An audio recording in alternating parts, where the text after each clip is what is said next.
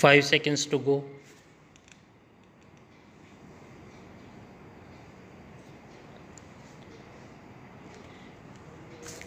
Start.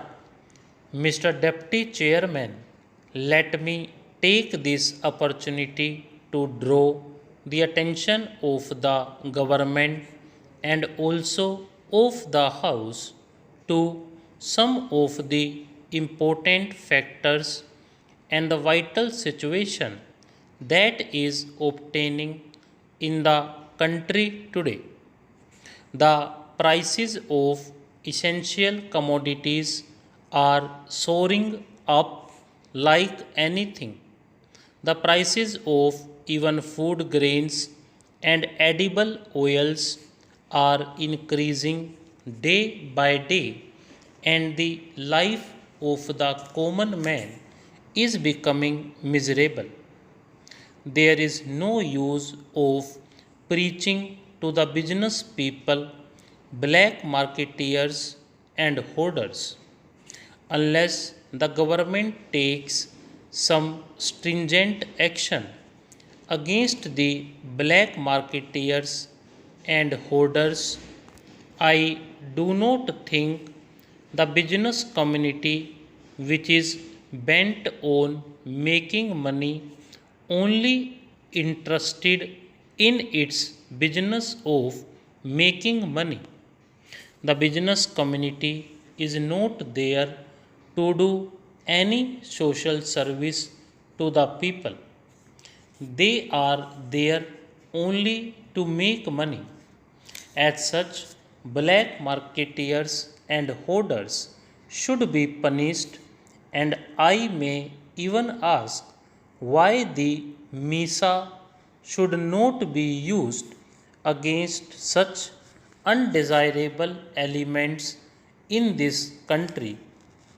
When the Congress government used the MISA against black marketeers and hoarders, the opposition parties and political leaders wanted all the political leaders to be released from jail, and that not a single political leader should be kept inside the jail in the name of black marketeering.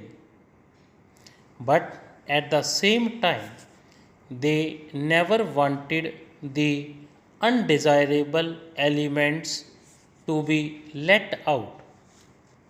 Now I appeal to the government to find out whether undesirable elements like black marketeers and hoarders could be booked. At the same time, full liberty should be given to the courts of law, and the courts of law should not be closed to those people. Now we find the Prime Minister of the country making appeals to the business people. But how long do you go on making appeals to them to lower the prices? So I appeal to the government to see that the prices of essential goods are reduced so that they come within the reach of the common man. Sir, the agricultural production is going down because the prices of fertilizers are going up. The cost of agricultural production is shooting up day by day, and the backbone of the agriculturists and the small farmer having been broken today, he is not in a position to do his cultivation. I say that the small marginal farmer does not get credit facilities from the government or from the bank.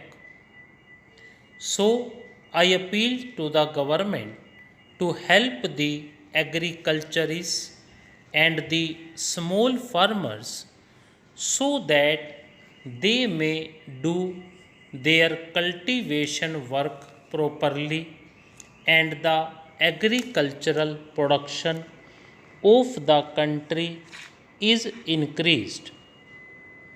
We were pleading that a crop insurance scheme should be choked out so that it would give relief to the farmer. His crop has to depend on the vagaries of nature. Sometimes there are droughts and sometimes there are heavy floods and all that. So there should be a crop insurance scheme. I hope the government will consider this matter. Then there is the question of excise duty on BDs. I do not know why the government did not leave this item. BD is used by the commonest man and it is not a luxury item. I appeal to the government that even at this late stage they should reconsider their stand. They should not be dogmatic on this matter and they should not take it as a prestige issue. After all, BD is being consumed by the commonest man. Lakhs and lakhs of people are dependent on BD for their livelihood. They are working as BD workers in BD factories. So I appeal to the government that the excise duty on BDs should be reduced and there should be no tax on BDs. Sir, I may also bring to the notice of the government another important matter of the Karnataka state. In Karnataka state, the constitutional machinery has failed today and the central government has appointed judge to go into the corruption charges against the chief minister of Karnataka. This is the first time that a chief minister has challenged the authority of the central government to appoint a judge against his will. The chief minister says that the central government has got no authority to appoint a judge against his will. Now the matter is pending in the Supreme Court. Not only that, the Karnataka chief minister appointed his own judge to go into the corruption charges against him and his own officers to place the records before the judge appointed by him. That thing is going on in Karnataka. Apart from this, rebel ministers have come up. The chief minister and the ministers are collectively responsible to the people at large, but what is going on there?